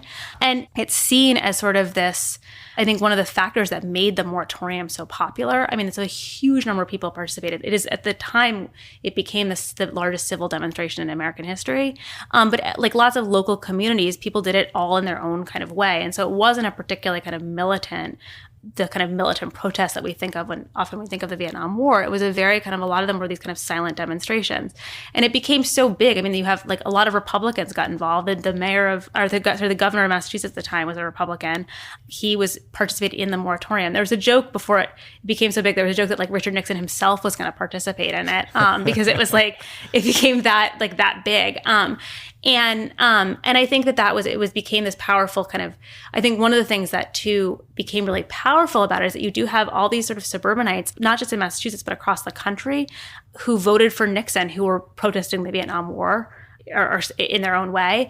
But it also sort of limited the capacity, I think, of taking a sort of a stronger stance against the war. There weren't initially they were going to ask for demands, like you have to withdraw by this date. And all of that was kind of taken out. So it became more this kind of symbolic showing of what happened. And there also was not a lot of effort to, as you mentioned, to include working class and African Americans within the kind of organizing patterns.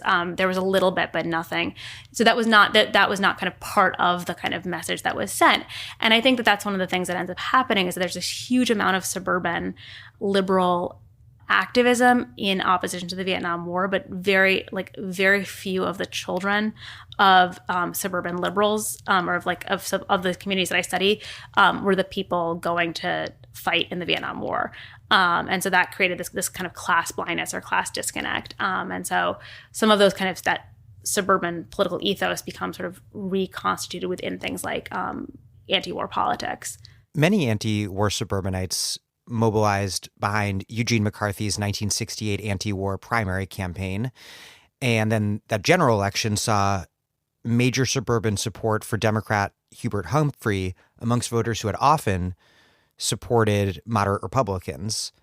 And then that shift in turn was consolidated in 1972 when Democratic nominee George McGovern failed to win any state, save for Massachusetts plus D.C., which led to these bumper stickers proliferating all over the state that say, "Don't blame me, I'm from Massachusetts." McGovern did do well with Massachusetts white working class voters, but you write that he was, quote, the first Democratic presidential candidate to do better with white collar than blue collar voters. And you argue that McGovern wasn't the end of the 60s, but rather, quote, a precursor to the Democratic Party's growing commitment to knowledge workers and economic policies that touted the government's stimulation of private sector high-tech industry. Democratic candidates Michael Dukakis, Paul Tsongas, Al Gore, and McGovern campaign manager Gary Hart all later refined many of the economic ideas about military reconversion proposed by McGovern. This is like a fascinating turn that you take at the end of the book. What role did the McCarthy and McGovern campaigns and the McGovern commission that McGovern led after the 68 elections, what role did that all play in setting this long-term trajectory, this sort of like deep and not very well-known history of the neoliberal Democratic Party in motion? Yeah, well, I mean, I think it's so there's this effort to kind of challenge that McGovern is often seen as the sort of ultimate liberal who was like a big failed candidate. It was used on Tuesday night to attack Bernie and Elizabeth Warren. Oh, I missed that. I missed a reference. So I mean, but it is like in that he stood for the 3 A's of abortion, acid, and amnesty. And like this goes on. I mean, it's still. I guess it is still brought up.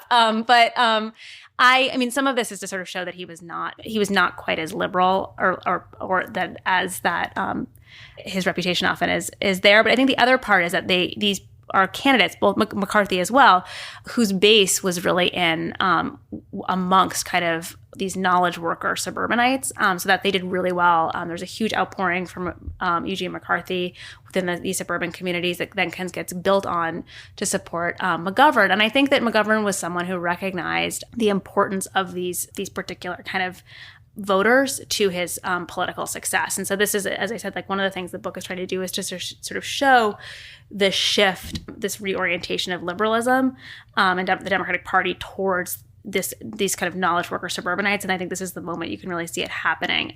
To the point of the McGovern Commission, which is like one of those things that amongst political historians is like super talked about all the time and people get into the weeds on. I think it's like widely unknown amongst like the larger public. But after the 1968 election, there was a real sense of frustration amongst many people that Hubert Humphrey had gotten the nomination, even though Eugene McCarthy had done really, really well.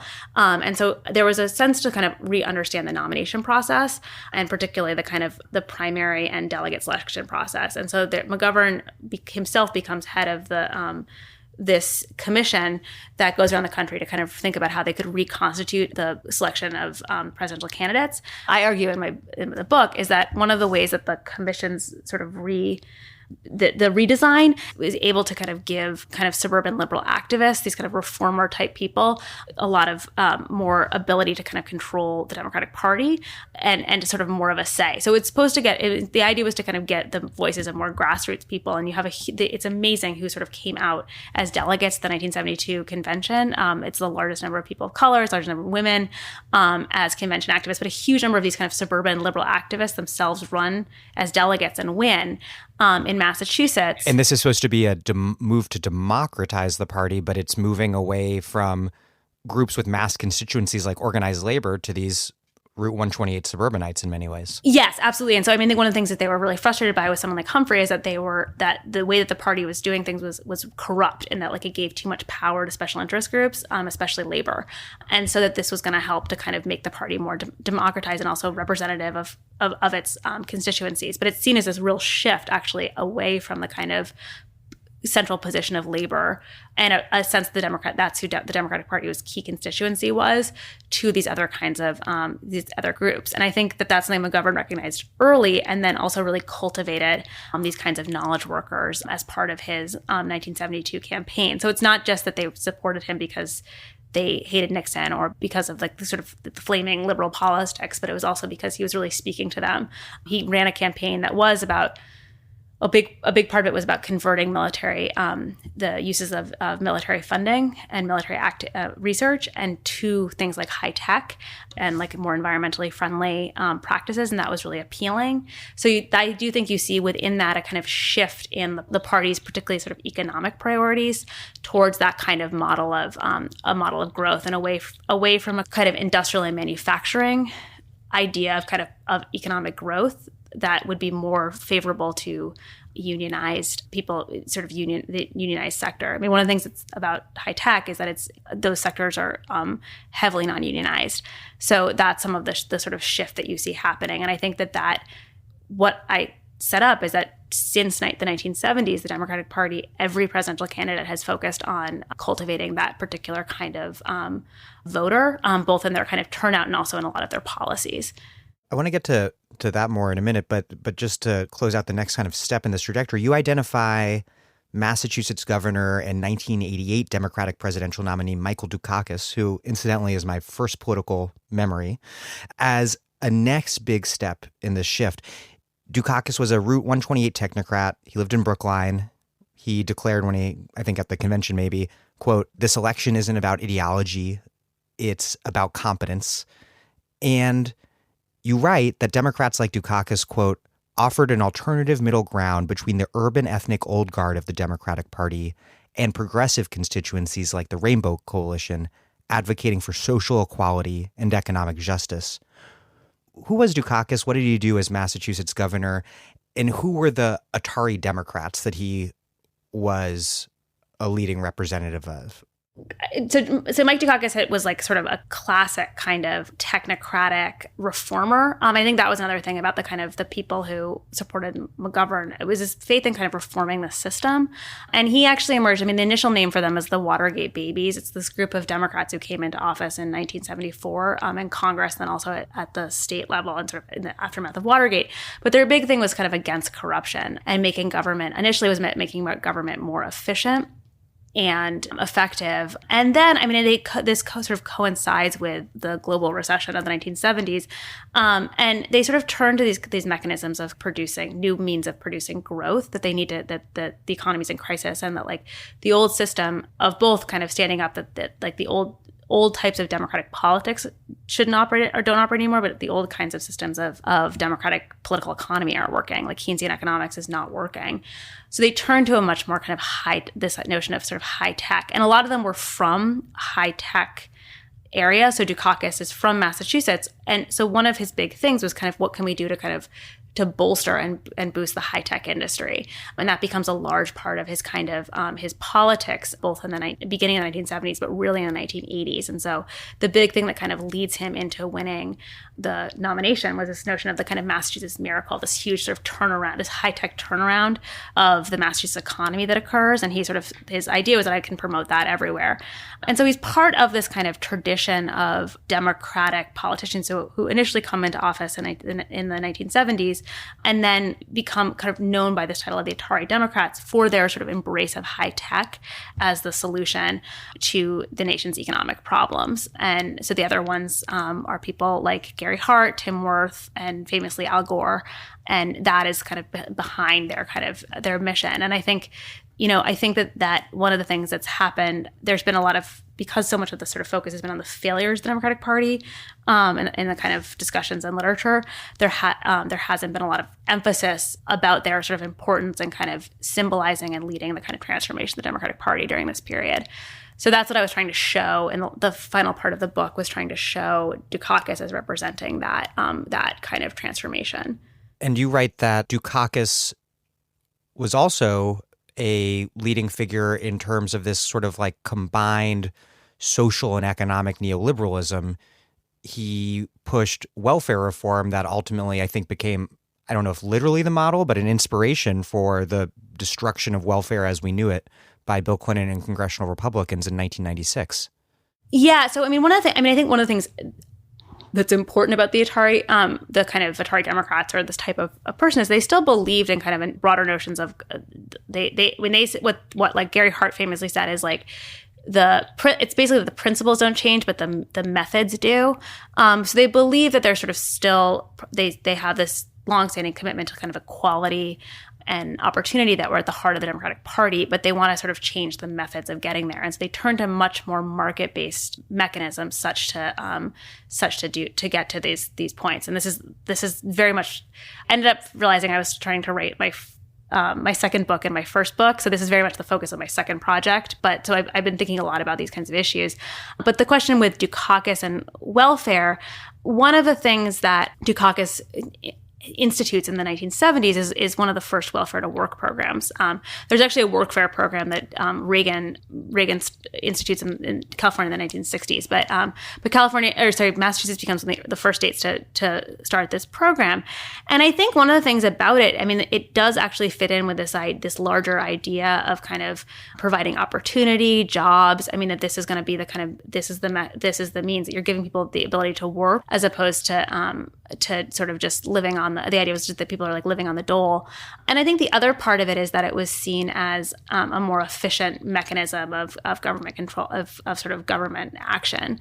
So that's sort of at the heart of how it fits in with this kind of democratic ethos of people like Dukakis, and then gets realized at the national level by Clinton in the 90s. Yeah, it powerfully lives on to today. Unfortunately, we see with Kamala Harris and others emphasis kind of description of their own neoliberalism as pragmatism in contrast to progressive idealism, which is kind of camouflaged as a political distinction as one between useless utopianism and a pragmatic get things done approach. But that we all agree on the same principles, which is not true, but that's how it's framed. And one of the things I think that's really important, and the word pragmatic is actually that's another one that's chalk through of this kind of politics. But I mean, that's one of the things that the people like Dukakis want to do is to sort of impose a particular kind of pragmatic approach. And I think that one of the things that they start to an efficient approach, and one of the things that they start to see is the market is an efficient means. And that's something that is appealing to this kind of the suburban liberal knowledge workers that I've studied, is they also believe in kind of efficiency and sort of pragmatism. And so you can see, I mean, that continues to play itself out in these particular kinds of politics. Bill Clinton said something, I think it was I don't remember exactly when, but we are a nation, something like, we are a nation of immigrants, but we will not tolerate those whose first act upon entering this country is breaking the law. Yeah, I know it's incredible. I mean, I think that idea is a really powerful notion that I do think actually falls in line with these particular and I think that sort of appeals to a particular kind of suburban resident as well. Speaking of and appealing to suburban residents, you wrote this really stellar New York Times op-ed last June with Matthew Lassiter, who I'll be interviewing soon, on this establishment neoliberal Democrat obsession with beating Trump by winning the suburbs, which was Clinton's failed strategy in 2016, of course, but whose advocates say has now been vindicated by the 2018 midterms. You two wrote, quote, "The electoral success of that strategy has previously been modest. And, more important, the party has paid insufficient attention to the substantial policy costs of turning moderate and affluent suburbs blue. Democrats cannot cater to white swing voters in affluent suburbs and also promote policies that fundamentally challenge income inequality, exclusionary zoning, housing segregation, school inequality, police brutality, and mass incarceration." And I think this is a really important argument. You write that the realignment of American politics during the post-civil rights neoliberal era was not just Republicans exploiting an anti-liberal backlash, but also this whole transformation of the Democratic Party that we've been talking about, that Democrats actively made happen, Democrats' suburban strategy. What is it that Democrats still want from the suburbs? And what does your history reveal about its peril? Well, I think that Democrats still see suburban voters as sort of crucial to their ability to win elections. I mean, one of the things about suburban voters, and when you have Matt on, he can talk to you much more about this because he looks much more at sort of these quintessential sort of suburban moderate voters, but that they are sort of classic swing voters. And so in a kind of two-party system, and we've had these really close elections, like these are voters who are key to kind of winning elections for Democrats, and they have been a sort of crucial component to Democrats' ability, I do think, to win some slim elections over the past 30 years. So that's kind of going back to this particular strategy. And so one of the things that Matt and I were talking about in the piece is that there are some sort of there can be some short-term gains to that, or short-term benefits, but that there are long-term policy consequences if you actually want to pursue a progressive agenda. And I think that this is, and I would add long-term political consequences, because making them the center of the coalition makes it harder to make other people. Absolutely. And I think that's one of the things so it might be that you win some suburban voters in the election, but you alienate large swaths of the population at other points. And I think this is going to be I think this is something that's come out time and again, and it's absolutely going to be a crucial question as turning into 2020. I think one of the things, like the misinterpretation of the piece in some ways, or what at least I heard from some people, is like, we weren't saying like you should actively do everything you can not to win those voters. I think that was like the way it was. Yeah. Like, I don't think it's like, what can we do to like make suburbanites as angry as possible so they will like stay home or something. I don't know but it was that if you actually care about like some of the policy promises, or want to even make those part of your agenda and have sustained kind of equality, it's going to be very hard to do so with making those voters the sort of center of the strategy. And I think this strategy was very much sort of was seen as kind of what won, like flipped all of these congressional districts from red to blue. And there's sort of danger in kind of using that as the kind of the model for going forward, that's the only way you can kind of win elections, because I think it misses that it's not, to me, it's not just about elections. It's also about the kind of policy, the sort of what policies are there, and it's very hard to do so. Getting elected for what? Exactly. I mean, that's the thing. I think that's the thing. I think one of the places it's going to be really played out going forward is around healthcare, trying to win a more progressive healthcare agenda when you have suburban, and you're also trying to win suburban moderate voters, or you have those as the kind of center of your political strategy, are incompatible, will become sort of somewhat increasingly incompatible. Right, which is why Bernie and Warren's emphasis is on a different mobilization strategy of increasing turnout amongst the working class, a diverse working class base. Yes, and that's the I think that's the thing, and then there's been the inattention to kind of that as a strategy, or not just thinking about this in sort of reactionary terms, but as a more, that's the part of the more progressive, as a more proactive agenda going forward. And I think there's one of the things I think is often unfortunate is that when a candidate loses, you don't look to their political strategy. Mm-hmm. But one person I thought was really did a really effective job at this is Stacey Abrams in Georgia, of trying to kind of that she wasn't trying to piss off suburban voters, but she had a much more progressive set of policies, and also tried to reach out to different kinds of constituencies who were traditionally non-voters. The last thing I want to talk about before we close up is another moment in your book that really had long-term implications through politics today, which is the individual rights-based liberal feminism that took really strong root in Boston suburbs amongst former housewives who were once the volunteer base for the fair housing and anti-war movements, but who, entering the formal workplace, were joining now and campaigning for the Equal Rights Amendment. Explain this white, affluent, liberal suburban feminism and how it influenced the fights for the ERA and for abortion rights, and then more broadly, how it has shaped this longer-term trajectory that brought us the sort of lean-in liberal elite feminism championed by the likes of Sheryl Sandberg and Hillary Clinton. Well, I think that one of the things, that looking to suburban feminism is this to sort of, one of the things it sort of gets at is the persistence of liberal activism in the 1970s, and that a lot of it becomes, there was this notion after the end of the anti-war movement that there was no more activism, but it became reconstituted around different things. And a lot of these activists who had been involved, a lot of the people that I looked at were women who'd been involved in things like anti-war, fair housing movements. They sort of they move into suburban feminism. I looked at how they sort of use a lot of the same kind of tactics and worldview in their kind of feminist politics. And so they're effective, again, at getting laws passed. So that's one of the things, suburban activists are very effective at working through the political system, that they have a lot of political clout, they're savvy. But that a lot of what they did was kind of reproduce this kind of these particular notions of individualism.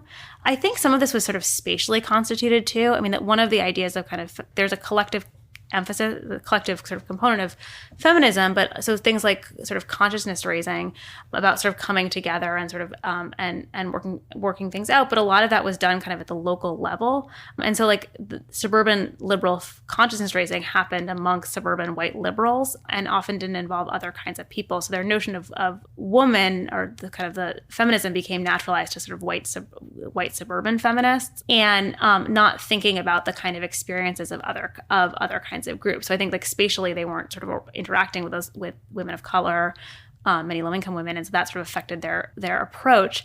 But I think that and the place that you really see this playing out is around abortion politics. And as the right to abortion became increasingly chipped away at in the 1970s, especially among the most kind of vulnerable populations, with things like the passage of the Hyde Amendment and other kinds of laws, there becomes this kind of narrowing of this question of feminism around choice, and this notion of sort of a choice feminism, which I saw very much the sort of suburban liberal activists I looked at emphasize. And one of the things that does is kind of both narrows feminism to being just about abortion politics, but also limits kind of who has access to choice, and that choice itself is a form of privilege. And it narrows abortion politics as well. It makes it not about reproductive freedom, but about choice. The ability to choose, yes. I actually think those things become mutually reinforcing. Like this notion of like the way that abortion politics about choice is then sort of carried out about I have the choice to do what I want. And that is the sort of feminist, it's not even third wave at this point, I guess, lean in feminism of people like Sheryl Sandberg, which sort of is this notion of like normalizing the experiences of upper middle class white, like Facebook executives to stand in for like all, very representative situation. Exactly. All women in the United States, and like that everyone has that capability, or like if they do, and so sort of free of other kinds of constraints play itself out. So it is like, I think it sort of excludes kind of thinking about the kind of vast spectrum of different kinds of experiences, but also how those kinds of politics, like that particular kind of feminism, actually like reproduces certain kinds of inequalities. But by the same token, you write that working class Boston anti-busing activists became core members of the anti-ERA movement, which you write, quote, helped to combine the issues of busing, abortion, and anti-feminist and anti-liberal sentiments. Why was it that fights over the family synthesized white working class reaction in Boston? And then how does that compare to liberal suburbanites' own orientation towards a politics centered on perpetuating the value of their children and property into the future? They take very different political forms, but share some very fundamental similarities in their emphasis. Yeah, I think it's about, this notion of the rights to protect your own individual family become a really dominant mechanism for a sense of kind of political worldview that I think, as you said, is part of the kind of suburban ethos in the 50s, but very much plays itself out from the 1970s going forward. And I think this is something that Robert Self's book All in the Family looks at extensively, I think especially on the right. But I think that you do see these kinds of liberal politics around family being really powerful. And that is this kind of driving force of like, that's the reason I care about my property values or my kid, or like having my kid go to a highly privileged but segregated school, because like I'm doing it for my family. So it's actually like it's the same kind of ethos. And I think there's, it's interesting, like there is this kind of dismissive dimension of focusing on that as on the right, and not acknowledging the kinds of ways that family actually does drive liberal politics in all kinds of ways as well. You end by writing that a new generation of young knowledge workers moving into cities are in some ways recapitulating their parents' suburban politics. What are the sort of private liberal elite politics here that you're critiquing and warning against and seeing around you in perhaps neighborhoods like Eagle Rock or your home city of Cambridge? Well, I think one thing is that this isn't about just a kind of spatially defined or centered suburban politics. In some ways, it's more about this sort of power of knowledge workers. And I think one thing that's happened is that like for many years, the problem was like not having the resources of middle class elites in urban areas, but the ways that it's now, there's been this like influx in the last 20 or 30 years has reproduced patterns of inequality in in cities, and then also I think metropolitan landscapes more broadly. There's been this huge effort, this huge like driving out of low income people from urban areas, but at the same time, I think there's also been this kind of, it's made urban areas highly, ever more unequal. The easiest way to think about this is kind of the thinking about gentrification, or the term gentrification, which I think contains a lot of else within it, is that there's also a kind of blindness, like we talked about at the beginning about kind of suburbanites moving to the suburbs and not understanding their role in producing systematic inequality. But I think you can kind of see the same thing being played out amongst these patterns of gentrification happening in urban areas, or kind of a persistent sort of blindness, and just sort of seeing it as these as individual choices rather than part of much larger set of structures and patterns. But absolutely, I think that the same kinds of fights over affordable housing are happening in Cambridge, where I grew up, that were happening 40 years ago. The same fights over schools are happening in Brooklyn that were happening and questions of kind of integration that were happening in the suburbs of Boston in this 1960s and 1970s. And this notion of it's not about like, I'm not racist, but like, I just want to protect my kids' education becomes really, really powerful. So those are two ones that I see. I mean, this notion, and I think that those themselves kind of reproduce all these types of patterns. So it's really important not to kind of just feel good about yourself because you don't live in the suburbs, but that like to constantly think about like everyone's complicity in these kinds of larger processes of producing inequity. And I guess that's something that I constantly think about. I don't know if I think my students constantly think I'm a downer as they're all like getting ready to move to Brooklyn, but or LA. But I think that's just part of the process. You're like, congratulations on your graduation, yuppies. Yeah, exactly. And they give me these like sad looks. So I'm like, you should just move back to the suburbs with your parents, and like you'll save everyone a lot of problems. Well, Lily Geismer, thank you so much. Thank you. This is wonderful. It was so nice of you to give my book such a close attention. I'm grateful for it.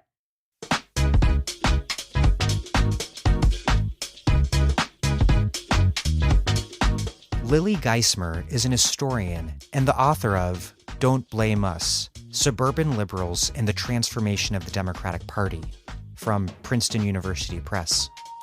Thank you for listening to The Dig from Jacobin Magazine. As Marx once said, after noting that modern bourgeois private property is the final and most complete expression of the system of producing and appropriating products that is based on class antagonisms, on the exploitation of the many by the few. While other podcasts have only interpreted the world in various ways, our point is to change it. We are posting new episodes every week. The Dig was produced by Alex Lewis. Music by Jeffrey Brodsky. Our communications coordinator is Julia Rock. Our senior advisor is Thea Riofrancos. Check out our vast archives at thedigradio.com. Follow us on Twitter at thedigradio. And please find us wherever you get your podcasts and subscribe. If it's on iTunes, you can also leave us a nice review. Those reviews help introduce us to new listeners. What also does that is you telling your friends about the show. Please make propaganda for us. And do find us at patreon.com/thedig and make a monthly contribution to help keep this operation up and running strong. Even a few bucks is a big help.